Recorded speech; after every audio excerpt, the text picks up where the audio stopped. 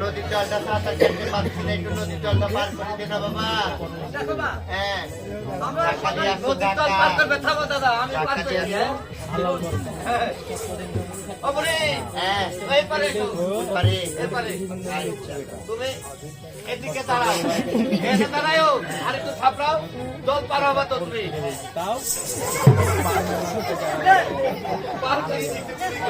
বাবা রে বাবা, যদি খুব খারাপ আমাকে নদীর জল পার করে দিব বলে কুয়া দিয়ে ধাক্কা মেরে ফেলে দিচ্ছে। বাবা রে, ওই পানা জলের ভিতর ফেলে দিলে মা এক ডোব জল খেলিয়েছি। আমাকে একটু ওই নৌকাতে করি না তো তোদের পিঠে তরি বাবা। আমরা দুই দাদা মিলে মাছ ধরবো। দাদা ওই বুড়িকে যদি তুমি নৌকায় তুলো তো হাইগে ভরবে।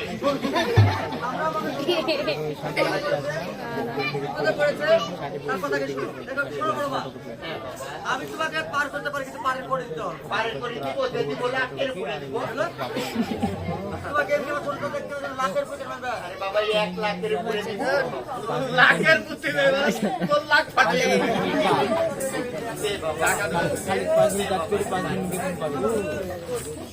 না পাই 5 দিনই তো 5 দিন পরে তো দাদা বেতন চলে আসবে। দাদা শুধু এই বুড়ি যদি হাঁকে এই কিন্তু তোমাকে বাচ্চা দিতে বলে বাবরে আমি হাইতে পারি, তুই একটু ছুটিয়ে দিয়ে বুড়ি টুড়ি আমি দেবো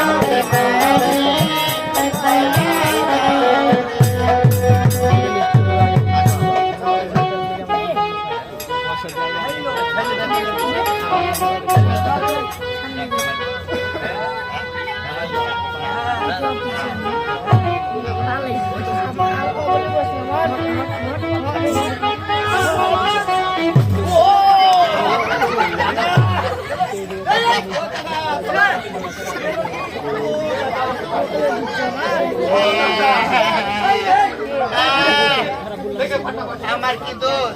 তোমরা তো নৌকা ধরে ঠেকে চারবে উড়মুড়ে পড়ে গেছে গাড়ি পুরে।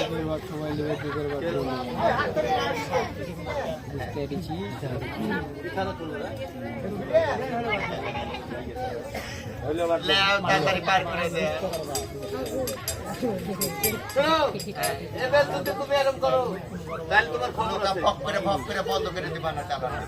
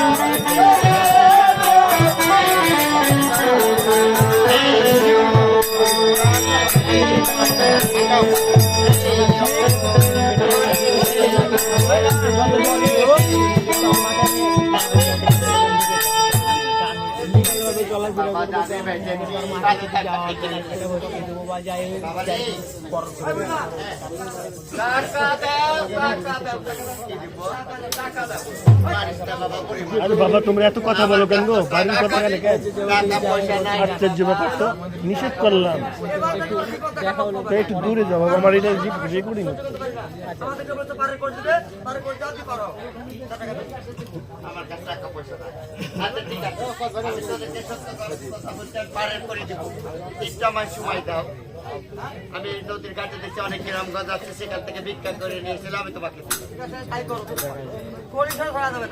তাই আচ্ছা ঠিক আছে তবে যাই হোক আমি দেবে দেব মাধবের কোনা পদ্মা মনসা আমার নাম মুক্তি ছেড়ে দিয়ে আজ আমি এক নদীর পাড়ে ঘুরে নাচলে কিন্তু ভগবান আল্লাহ তাকে ক্ষমা করবেন।